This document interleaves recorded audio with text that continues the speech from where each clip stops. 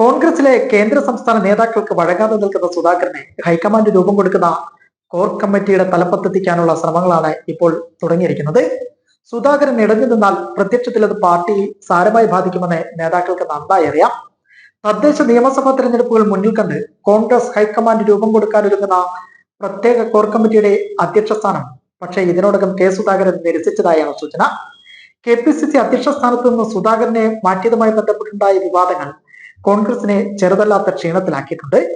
അതിനാലാണ് അനുനയ ശ്രമങ്ങളുടെ ഭാഗമായി തെരഞ്ഞെടുപ്പ് ചുമതലയുള്ള കമ്മിറ്റിയുടെ ചെയർമാൻ സ്ഥാനത്തേക്ക് പരിഗണിച്ചത്.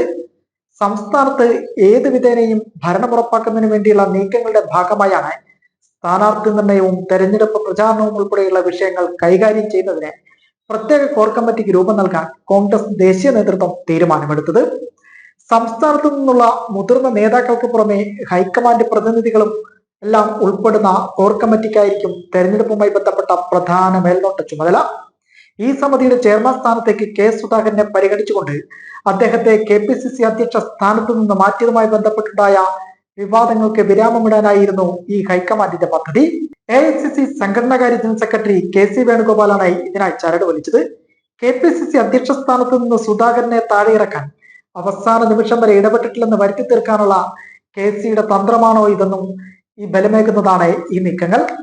എന്നാൽ ദേശീയ നേതൃത്വത്തിന്റെ ഈ ഒത്തുതീർപ്പ് നീക്കത്തിന് വഴങ്ങില്ലെന്ന സൂചന നൽകിയാണ് കോർ കമ്മിറ്റി അധ്യക്ഷ സ്ഥാനത്തേക്ക് താനില്ലെന്ന് സുധാകരൻ നിലപാട് അറിയിച്ചിരിക്കുന്നത്.